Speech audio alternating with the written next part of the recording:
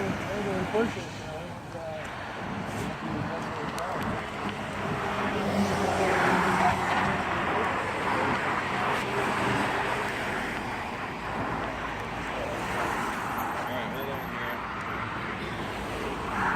So is this going to the interstate? Yes, I'm going to show this. Eric, we might need some help pushing them. That's a bit of a back.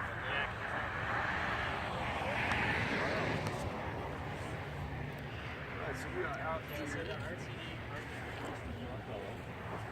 I've got my good friend Garrett, I hope I'm yours here, all the way from Roanoke, Virginia. Yep. Mr. Eric from Northeast Transportation. And Miss Pam Jiner, All Things Montbello Walks, GirlTrek 2017 Organizer of the Year, resident, 45 years doing it. Doing it! Yes. Here on Peoria Street. Watch your back.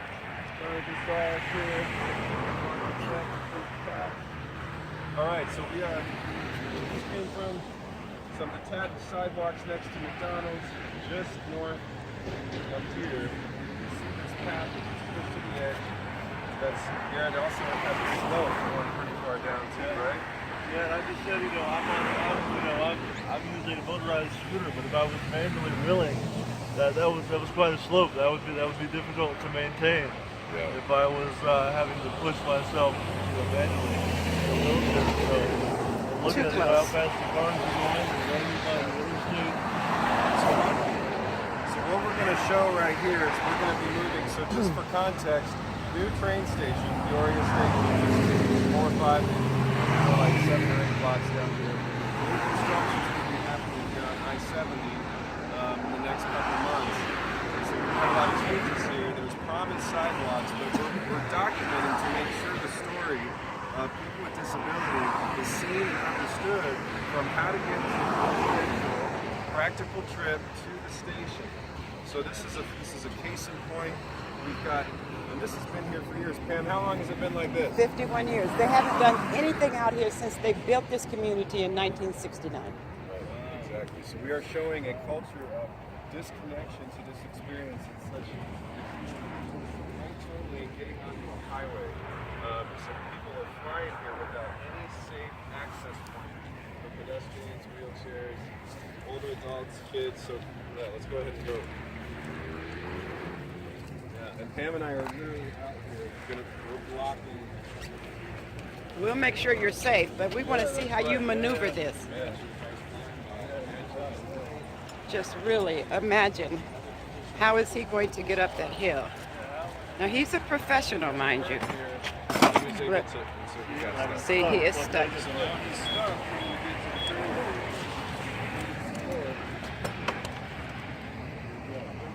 Here we go. First hurdle. People with disabilities or who have any kind of special accommodation, sometimes they want to do things by themselves, even if they can, but the built environment is not ready for them to do so, even if they're able to do it. And so, right there, if I was by myself, you'd be stuck. Especially, not knowing the areas, it's new. It would have been really tough. Say if I would have been coming from the hotel, I would have asked somebody how to get to the train station. And somebody at the hotel would have told me just go this way. And they wouldn't have known right offhand whether it was accessible or not. They would say go down this way. And it's, I don't even know how far the office is. Right. Said that, not knowing if it was accessible or not, I would have trouble right there. That's right. I travel solo quite a bit, with or without in my advocacy work, and so it would have been a really struggle. Something just like that would have kept him out here. And it's literally about 2 inches, 2.5 inches. And his wheelchair, electric, look, that's about 2.5 inches. So that's not very, his clearance, he has no clearance to get over there. Yeah, here we go. Garrett is showing us how he would maneuver out here on Peoria at I-70.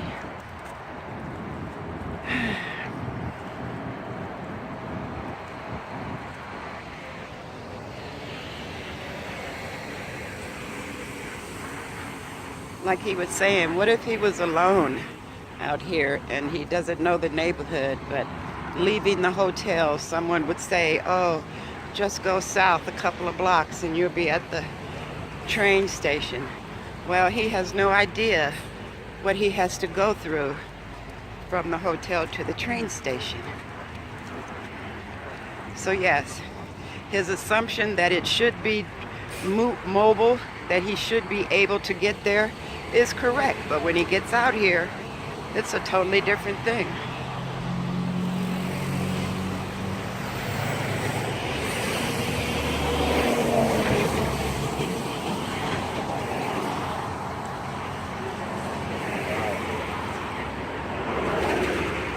Yeah, let's keep going straight. This is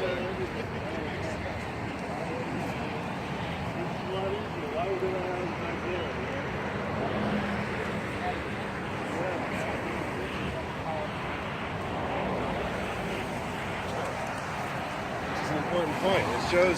It shows the disconnection between, you've got federal and state mandating that there's certain crossings or certain ramps that are being put in, but the relationship to the state walkway in between and the connecting streets is just totally off. So you don't have the right people talking to each other, making sure their budgets are talking to each other and their timelines. And I've experienced something like that, in many different towns and cities where, one area will be accessible and then the next sidewalk, the next crosswalk, there is no curb cut, and I'm just like, how? And it could be in a downtown area. I've been in downtown where there's one curb cut on one side and not on the other. Right. And it's just like, what? There's a lot of that. All right, Garrett is now going to take us under I-70. Oh, by the way, I have Jonathon Stalls with me from Walk to Connect, and Northeast Transportation. Jason, I think he said his name was. But he's going to attempt to get under this bridge, you guys.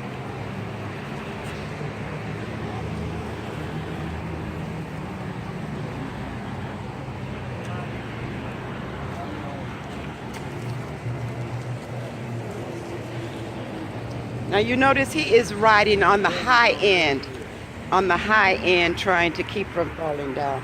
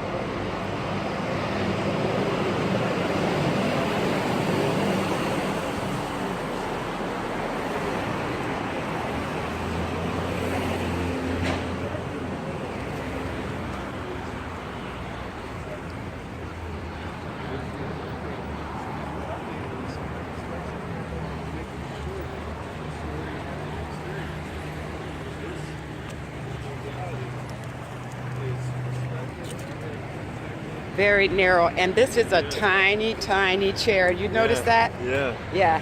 Because most wheelchairs are not that small. Yours is, this is special made. Yeah, most, and especially people with power chairs and such. Now, here's the caveat: people with power chairs usually have bigger wheels, so they could have cleared where I got stuck. They could have cleared that, but getting through there would have been much more challenging. Right. Their chairs are much wider. Yeah. And much heavier. Yeah. So. How wide is your chair in the back? 2 feet? Yeah. I think it's maybe a foot and a half. Yeah. It's not quite 2 feet. Yeah, maybe a little under 2 feet. A little under 2 feet. Yeah. Gotcha. Okay. Thank you, Garrett. Phew. That was awfully close. And as he was saying, that the average standard wheelchair, motorized wheelchair, is a lot wider. Their tires are a lot bigger. It's a lot higher than his special chair. but his chair is made like this because he drives, and he has to be able to take his apart and load it up himself. So here we go, crossing a ramp. Yeah, go for it. All right, here we are on the south side of I-70. Garrett is going to, he doesn't know what to do. He's just following a trail. We're going straight to that bridge, so how would you get there? Yeah. Garrett's going to take us to the, right, first time on the route. He's like, how do I go? Well, you see what has happened. People have made their own trail. This is recent. This was this summer, by the way. And they kicked that fence down. They just sort of broke through because they got tired of going that way. But we're going to go this way, Garrett. No, you can go. We're going to get you across, but we're going to take the route that everybody takes because not everybody cuts through this. We'll wait on Jonathon. We're going to wait on Jonathon. Yeah, but again, like, where, you know, which route to take was what I was thinking back there. Right. If you lose the sidewalk, and you just got a little trail. No sidewalk, So, right? yeah. No trail. He doesn't know which way to go. He doesn't know where this trail is taking him. But it brings him to the other off-ramp onto Peoria, going south. And wow. What do you think? Here. Oh, man. Yeah, this is horrible. It's a challenge. Because, again, there is no ramp. But should we pick you up? Yeah, like, what I'm going to do, pull 2 wheels off.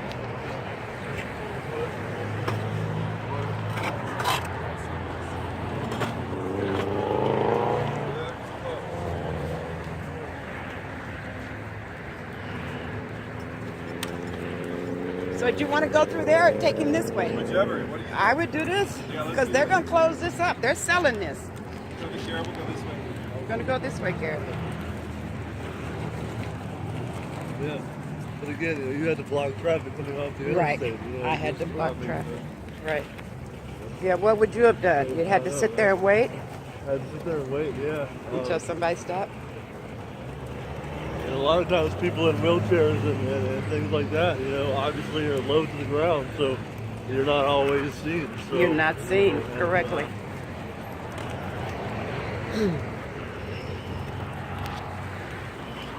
Standing on this side because he will tilt. Yeah. Yeah. We got your bound. We got you. Yeah, I've tripped over 1 or 2 times. So, That's not fun. But, that's right, I'm trying to get that back up. Right. So, But yeah, that's the thing. If you tip over 1 or 2 times and you do it again, I mean, what do you start to feel like time after time after time? People do this every day. I mean, it can absolutely be discouraging. You know, especially like, you know, we'll see. I'm grateful for this experience, but I mean, just like I could see where doing this every day would get very tiresome and old. And frightening. Would you get frightening, more scared? Yeah. Yeah. And especially, you know, I don't know. Would you consider this about normal traffic or kind of This heavy is traffic? normal, and this is not So rush hour. What happens at 5 o'clock? Oh God, I mean, you know, you can't see. I mean, it's a pool of cars at 5 o'clock. You can't see from one side to the other. So you definitely would not be seen. Yeah. And you know, a lot of people with disabilities who I talk to in various cities and towns and communities, they often say, you know, well, you know, it's hard for me to get from point A to point B because it's not accessible, or, you know, it is, but it's a very tough challenge, and they just decide to not go. Right. And, you know, and maybe, you know, somewhere like a grocery store or anything like that, or just wanted to be a part of their community in any capacity, wanted to go to like a festival or any other events in town. Right. You know, Right. and people with disabilities should have the same rights and abilities to be able to get That's right. to you know, any areas they want to in their town. Right.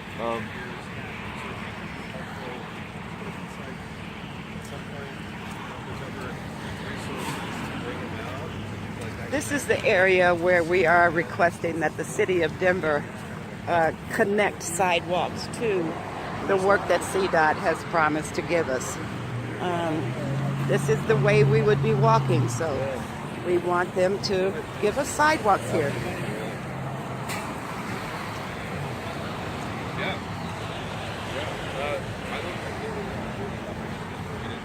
Why would Kiewit sign be that close down that far over here? That's not a Kiewit. I'm just wondering.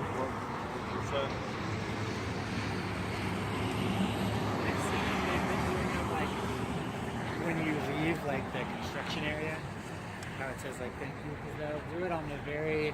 I mean, or did they buy this stretch of land because you know this is for sale? Oh, really? The city is trying to sell this little island here because they don't. Well, yeah, we don't have to put down sidewalks if we sell it. Yeah, and then what do you think would go in place? I don't know. It's whoever. Yes, it can't be nothing but a parking lot. I don't know if somebody would put a. Huh? But that would be, this would be such a good video to send to Kiewit. Right. To make sure they see and honor this experience, whatever this is, that this is honored. So I think that would be It's going. making sure that they see what we took. I think would be really good. They've been on the walks too. They've been on the walk. Yeah. All right. All right, so what are we let's, doing here, let's brother? go on down, brother. See where we're headed? To the jungle, man.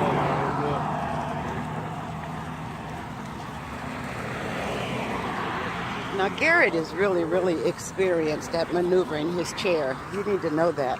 The average person in a wheelchair, and I know what I'm talking about because I've raised 3 foster children who lived in wheelchairs.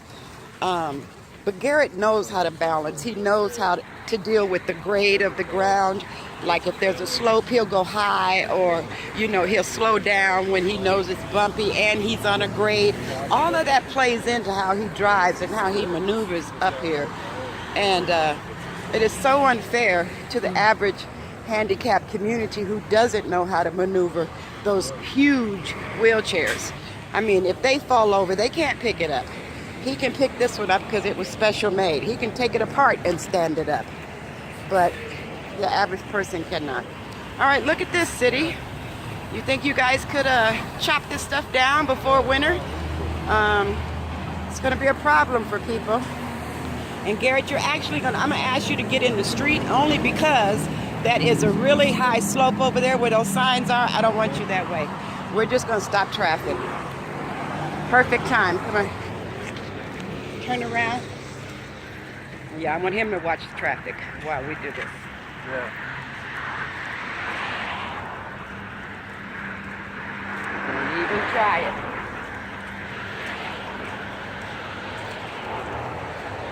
Because look at that grade. There's no way he could have made that hill. See that? Yeah, it's way too high. So he has to get in the street. So something else to point out. What about this crossing signal, right? Yeah. How would you get up into that? Yes. Right? Jonathan just asked Garrett, how would he get to this crossing signal? Again, You for a see, crossing it's signal, nice and low, and you've got this. but look. How's he supposed to reach that? Yeah. Try it, Garrett. Yeah, well, just get as close as you could safely. Don't try to, yeah. You know, so I do have the ability to stand up. He has the ability to stand. And do that, but Right. push the button. But many individuals with disabilities do not have. But much those that or any cannot. ability. And so, yeah, they're not going to do that. They have to go around. He said they would have to go around if they could not stand up. He's looking for a way to get to the button. Right here. Yeah. So, I was able to get myself out. It's not going to happen. They can't do it. Because even a big chair is not going to make that incline. It's too, yeah. Cynthia would not try it. So that's what they face. Okay. Do we have a light? Hold up. Thank you.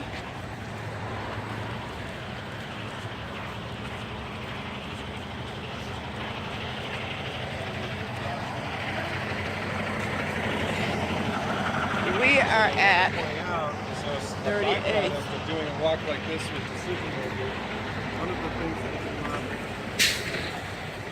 that people have no idea where the station is. Wayfinding, especially at the pedestrian, at the biking, at the wheelchair level for families. And so when we came out and we brought RTD decision makers, we brought city council decision makers, we brought CDOT decision makers out here to experience what this was like.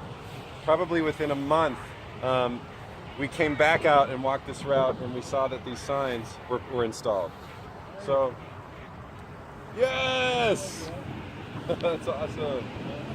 So this sign was put in. This sign was put in to at least guide people that were coming, like, hey, this is where the station is, because there's nothing. If I'm on this side of the street, you keep going down this way, and you're at a dead end at a space that says no pedestrians, no people to cross, and you are then violently having to get to the train because you're running on. You don't have time to just kind of lollygag and relax. You are trying to get to work. You're trying to get home. Imagine all kinds of weather conditions, and so you are darting in front of these 6 cars lanes of to traffic. get to the only side of the ramp, and you'll see it just there, that allows you to get access to the station. So they recognize that they got to do something with whatever budget they have, and they came out and installed these signs to make it at least more transparent around how to get there. Let's hope everybody's using it because they're not yet. We're still seeing people and taking pictures of people going the wrong way. It's a small little.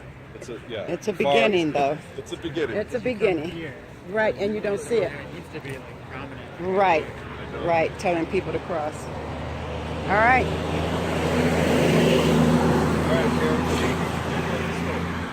Right, so your default tells you to keep going, right? Exactly. I wonder if we should go all the way. I would, and let's just mess up some traffic and show. How's your battery life? Are you good? Let's do it. Okay. All right, we'll go this way. Because everybody's not seeing that sign. No, I'll show you why we would go elsewhere, but let's do this, because you're defaulting to this way. So that's right. What? Kind of. Well, I'll show you up here.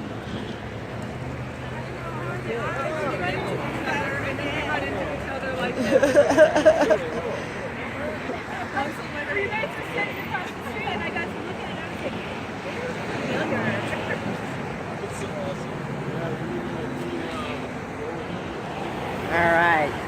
We are about to take Garrett up to the Peoria Station. We are grateful that he has volunteered to